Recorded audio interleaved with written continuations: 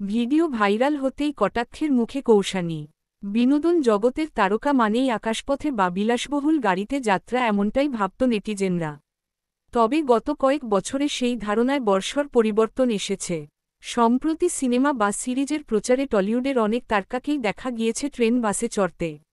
রঘু ডাকাত ছবির প্রচারের সময়ও এমন দৃশ্য দেখে অভ্যস্ত হয়েছেন দর্শকরা। তাই তারকাদের ট্রেনে যাত্রা এখন আর নতুন কিছু নয়।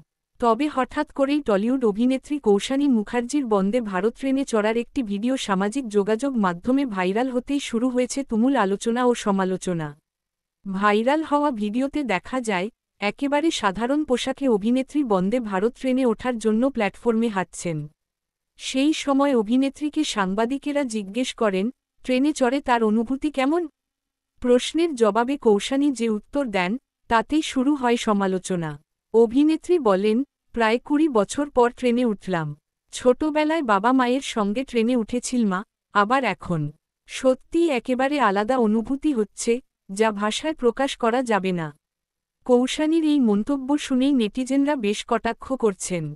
একজন কমেন্ট বক্সে লিখেছেন, শেষ যখন ট্রেনে চেপেছিলেন তখন আপনার বয়স কত ছিল তাহলে? আরেকজন লিখেছেন, এখন সব নতুন নাটক শুরু হয়েছে। কেউ কেউ আবার মজার ছলে জানতে চেয়েছেন, সবাই মিলে মালদহ যাচ্ছে কেন? আবার একাংশ নেটিজেন প্রশ্ন তুলেছেন, গাড়ি থাকতে ট্রেনে